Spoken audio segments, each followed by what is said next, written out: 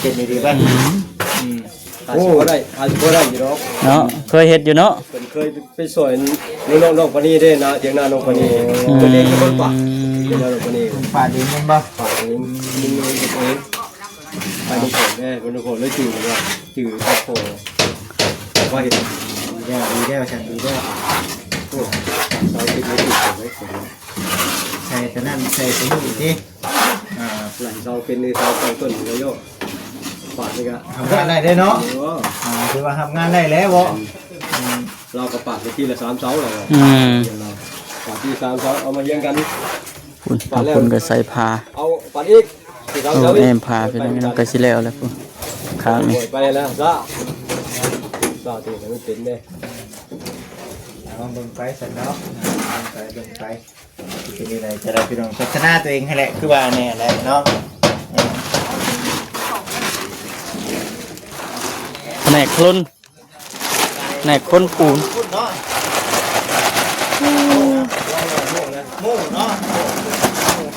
โม่ชมพูเพื่อแทนน้ำนั่นเบิ่งครึ่งนึงพอป่ะครึ่งจัดดูได้เป็นยังไงกันทำกัน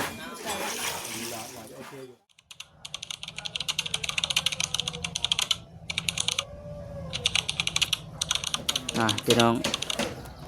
ตอนนี้เนี่ยยังอยู่ที่อันบ้านที่เพื่อนน้องกระเตยเป็นคือเก่าพี่น้องเลยเอาเวียงสิกลับเลยคือกลับไว้ผิดปกติแท้มื้อนี้คือผิดปกติแท้มื้อนี้โอ้มีเวียกบ่นี่ประมาณช่วงบ่าย2 บ่าย 3เนาะนี่แหละประมาณเฮาก็บ่ได้เมื่อค่ำเนาะเฮาก็ได้เนาะจังได๋ก็เดินก็มีแต่ว่าทักทายสบายดีเด้อพี่น้องเด้อเนาะทั้งทีมงานสร้างเพิ่นกำลังโบกอยู่ข้างในชื่อเขาชื่อน้ำมาชื่อทางทีมงานสร้างกินคือเขาเด้อพี่น้องเด้อเนาะสั่งจ้อยให้คักสั่งจ้อยเปิดนุ่งเสื้อหนังเลยนี่สั่งจ้อยนุ่งเสื้อหนังเลยเชียวคักแน่เลยเมื่อที่บ่เวียงมาไปสัตว์เดียวเปิดกำหนังเมื่อเนาะจังพ่อกันไหมโอเคสิบ่ได้เมื่อกันนะก่อนเดินลุงเด้อโอเคพ่อกันไหมไปเฮาไปหาเลาะเบิ่งอันนี้ก็สิบ่ได้เมื่อค่ำปานใดเดี๋ยวไว้แล้วมันก็บ่นี่เรียกไปต่อย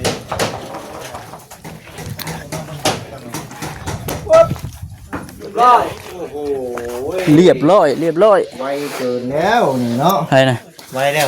อ๋อใส่เกียร์ยังไงนี่ควบคู่แท้นี่ไวผมเรียกมื้อนี้มันก็รับปรมาจารย์พุ่นแล้วเนาะเห็นปรมาจารย์พุ่นแล้วติเมื่อยแล้วเมื่อยได้ติ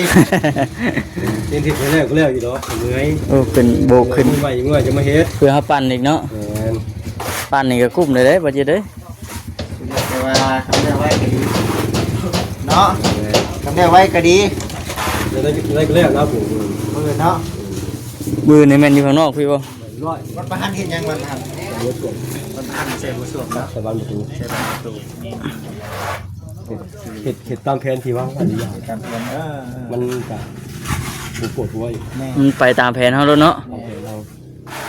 ตามแผนเฮาได้ตามแผนก็โอเคแล้วเป็นลุกแผนนี่มันลุกเนาะวางแผนไปนึงไปนึงแพงอยู่ติว้าวไปแล้วเนาะ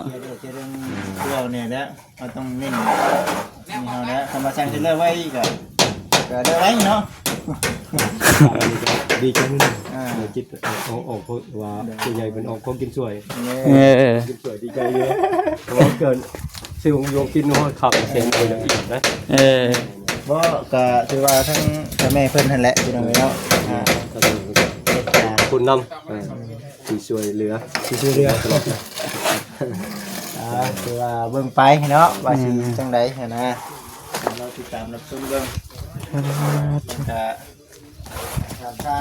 พี่น้องเนาะเบิ่งไกลก็คือสีประมาณนี้ถือว่าว่องไวรวดเร็วพี่น้องเนาะทางสร้างมันเฮ็ดก็ได้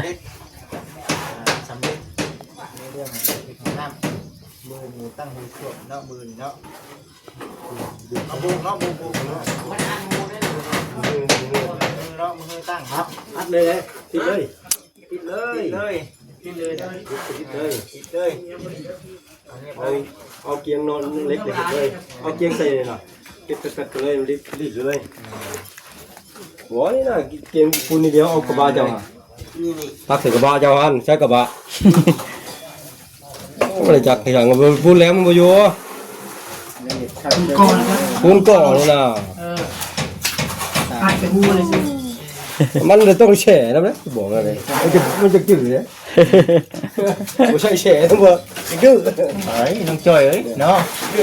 2 ปีได้เฮ็ดนี่งานสร้างนี่เนาะก็เขาออกบ่ว่าพังทางไส้ออกทางครัวบ่ได้เฮ้ยเนาะยังจะยืดอยู่บ่ได้เนาะเสตอกแล้วบดเกิดข้างในเด้อนี่เนาะเวียนปูนกัดจังดีติ ตัวนี้ก็ซื้อบุกบ่มาชมตัวนี้บ่แม่ จังหวะเอา3 พายก่อน จะพาก่อนเนาะ ไปแล้วก่อน มึงก่อน โอ้ไปแล้วข้างในตื่นมามันก็ขับเศร้าอยู่แล้วนะ เท่าก็แล้วเนาะ แต่จะเป็นตัวใหม่แค่ ถึงไว้เนาะ ตัวใหม่ให้สมุนไพรต้องบริสุทธิ์อย่างน้องดาวกัน พอได้ พูดแล้วเนาะมีพูดอะไรเห็นน้ำแน่ว่าฉัน น้องจะต้องบริสุทธิ์อย่างน้องดาวนักอยู่แล้วตากเด็ดมือ ทำไมเนาะ สงสารอยู่จักที่เป็นเว้นปล่อยไปข้างแรกอีกไปปาดเสากันเลย ปัดทำไมเลยดิเอาดีได้เห็นเนาะ ยามันเสาใหญ่อยู่ ใหญ่ดิ ชาวใหญ่ ชาวใหญ่อยู่ปลารอบเอาสิ เจ็บจับจุดเลยนะเนาะแล้วก็ได้เนาะ ก็ต้องนั่นแน่แม่พี่น้องพัฒนาตัวเองน้ำแน่แล้วว่า โอ้ยังบ่ทันแห้งกันเนาะทางนี้เนาะ ทำจำเป็นอีกจริงๆก็สิลองมึงหรือว่าทำจำเป็นดีป่ะ อาจจะได้อยู่หรอก เนาะเคยเฮ็ดอยู่เนาะ เป็นเคยไปสอยน้องปานีได้นะเดี๋ยวน้องปานีตัวเองก็คนปากเดี๋ยวน้องปานี ป่าดีเงินบ่ ปากเองยิงเองเองไปดูผมแม่เป็นคนเลยจืดว่าจืดครอบครัวว่าเห็น ดีแล้วฉันดีแล้ว โอ้เราคิดไม่ผิดเลย ใส่ตัวนั้นใส่ตัวนี้อีกทีหลังเราเป็นในเราเป็นต้นหัวโยกปากนี่ก็ ทำงานได้ได้เนาะถือว่าทำงานได้แล้วบ่ เรากับปากในที่ละ3 เสาเราปากที่3 เสาเอามาเยี่ยงกัน คุณบางคนก็ใส่ผ้า เอาปากอีกที่เรา โอ้ เสา แอมผ้าพี่น้องก็สิแล้วแหล้วพุ่นข้างนี้ ไปแล้วซาตีมันเป็นเนี่ย เอาเบิ่งไปสันเนาะเบิ่งไปเป็นยังไงจะได้พี่น้องพัฒนาตัวเองให้แหละคือว่าแน่แหละเนาะ แหนกคลุนแหนกคนปูน เนาะหมูเนาะ โม่ชมปูน เต้นทำอะไรเนาะ เพื่อแทนน้ำนั่นเบิ่งนี่ ครึ่งนึงพอป่ะครึ่ง จัดดูได้เป็นยังไงกัน ทำกันโอเคอยู่เราจอดกันเย็นเห็ดเลยเกือบถึงแฉะแล้ว เกือบถึกแช่ โอ้เกือบเลย คันแล้วไว้แล้วเมื่อไว้ เอาอีกก็ถึกอีกบัดนี้ กันมาแล้วอยู่นี่ได้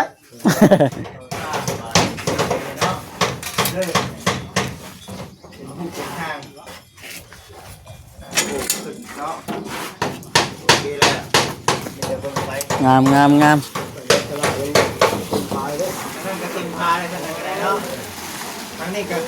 ทรงพาเลยพี่น้องเอ้ย มือที่ร้อยเห็นเนาะ ย่านอยู่แล้วแต่เราจะช่วยพี่กันพี่น้อง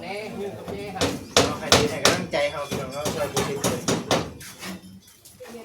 เสานี่หาก็ใส่ว่านนี่บ่เออ เล็งเด้อเอาน้ำแรกก่อนนะ งาม ช่วยเงียบเลยติช่วยจริงเงาเลยเนาะ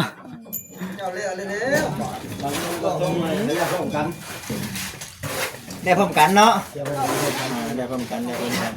ยังดนอยู่ดอกเพิ่นก็ได้นะทั้งในทั้งหยังเนาะเพิ่นเพื่อแอมทั้งห้องทั้งหยังนี่โอ้เผื่อเจ้าท่าเจ้าว่าเผื่อเจ้าห้องน้ำจักเร็วก่อน โอ้ของนั่นน่ะแล้วก่อน เนาะ แต่ว่า ต่อนี่อีก ตัวนี้เนี่ย เ เดียวก่อนแล้วปัด เพิ่นเลิกก่อนบัดเพิ่นว่ามีมอบ ฮะได้พร้อมกันบ่ ดูแกหลังเล็กแล้วงั้นเขาเรียกว่าถูกมาพ่อ เอาแล้วเนาะลองเบิ้งขนาดนั้นแหละ อ่า ไปดิก็แล้วมันก็ดีเนาะพี่น้องเนาะ นั่นนะ น้ำยังหรือว่าน้ำกินบ่หรือว่ายังไง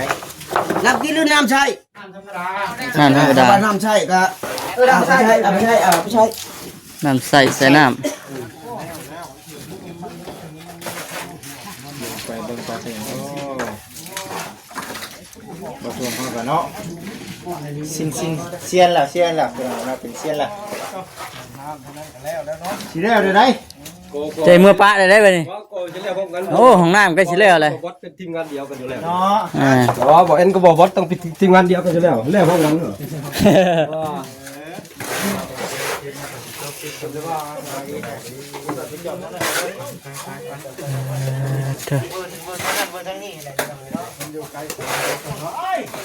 ไปสันพี่น้องครับก็จะเบิ่งคือกันโห้ย สบายดีบ่าวบด เป็นไร หัว แด นี่ งตรงวะ องต้องบันบื้อเด้งงาปานเต็บเนาะคักกะลีพี่น้องเอ้ยเนาะคุณ เก่ากันแล้วไม่ใช่ตัวนี้นะไม่ใช่ตัวมันสั่นมันสั่นขึ้นนี่ตัดไป4 เมตร สมว่าเฮือนใหม่ได้คิวอู้นี่ ถ้าชีก็ได้มันง่ายแล้วทุก โอ้แม่น สมว่าเฮือนใหม่ได้คิวดีเนาะ เป็นได้คักว่าข่อยไว้ว่าข่อยทาเป็นแห้งวะ เดี๋ยวมื้ออื่นค่อยสิเอาไม้เส้นตัวใดที่ใช้หามันค่าสิเลย อ๋อเถอะ ต้องเจ็บคือกัน งามปานเต็บ ใช่ตัวนึงเลย สอนผมได้เลย เอาเลย ถุงไม้เนาะ คือกันด้วยดิ คือกันแท้ ข่อยก็อยากได้ถุงไม้เด้ข่อย บ ว่า ริษัทเดียวกันนี่เอามาแต่เจ้าเดียวกันเท่ๆได้เหมือนกันเลย เห็นบ่ ไปมีดอยู่ได้ว่าผู้ใหญ่ใจดีเท่านี้ นั่นเองว่ะ ไปแล้วเป็นเจ้าของงานบ่ คือกันแห้ง เห็นว่าป้าไว้เลี้ยงกันยันลุงกันอยู่จับจักถุงแฝถุงยา เจ้าของงานบ่จ้าแม่มาก็ได้แหละ52คิดบ่ได้ถามเพิ่นได้ บ่ สงสัยเพิ่นอยู่ดี มันเป็นเจ้าของโรงงานเนาะ แม่ยกคือมักแท้ยี่ห้อนี่นะ มาอยากให้ ยี่ห้อมัน อยาก คักเด้มันเท่เด้ ได้ของดี แม่ คือกันบ่ อ่า น้องชายข่อยอยู่ส่วนยางกันได้ ได้เงินว่าเพิ่นกัน ได้ฝากให้ถุงนึงถุงนี้แหละเพิ่นว่าโอ้ถุงยูทูบเบอร์ได้นี่เพิ่นว่าเอาต้องเป็นยูทูบเบอร์แล้วบัดนี้เพิ่นว่านั่นแหละ6 เซนแล้วก็กินได้ เบิดเลยบ่ลีเนี่ยเท่มั้ย ถ้าเป็นเนาะพ่อเพชร ถ้าเป็นเด้อย อดเอาแผ่นเนาะ ถ้าเป็นให้งามอีกบาทนี่ เฮ้ยใช่จะหวดมือก็ได้ จาก โอ้ บ่ยอดจักปับนี่กันเบาละเอียด บ่ ของแท้อะไร ผลึกดีติ นี่ทั่วประเทศนี่ ทั่วไปแล้ว โอ้ยขี่ให้คอยอีกแล้วที่บ่บ่เฮ็ดไปทั่วจังเนาะ ถุงไว้ล้างมือดีกว่า บ่จ้อยอย่าไปแข่งแดดคอยสิไปพลิกให้อยู่ก็ได้ บ่จ้อยบ่ยอมแล้ว เราบุกปากเนาะเนาะเงียบดิ เด้อน่ะทาเบิ่งมาดดีกว่าเบิ่งมาดก็เบิ่งพอแผ่นทาถ้าเบิ่งรถเบิ่งมาดก็ฮู้รถมือจะมักเล่นกับสร้างน่ะ บ่ได้สร้างนะ เพิ่นได้จังอ๋อเพิ่นจะว่าเงียบเด้อนะเพิ่นจะว่าบุกปาก หาเชียร์น้ำข่อย เออ เบิ่งวิธีจับแปลงมันเนี่ยย่อเบิดแปลงเพิ่นน่ะ มันแปลงใหญ่มันแปลงใหญ่ ก็หานักโห่งเบิดละสิแปลง เป็นบ่ มีหน้าที่เนาะนี่เนาะ งามเลยข่อยเห็นน่ะ ไปใช่ไป ไป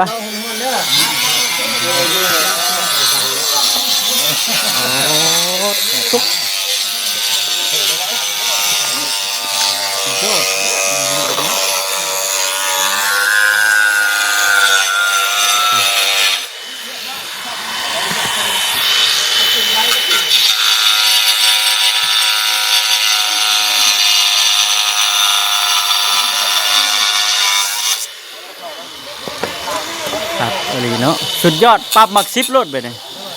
ปรับมักซิปรถเลยฮะ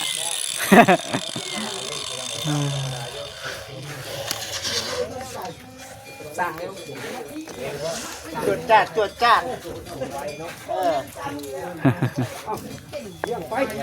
พี่น้องเนาะ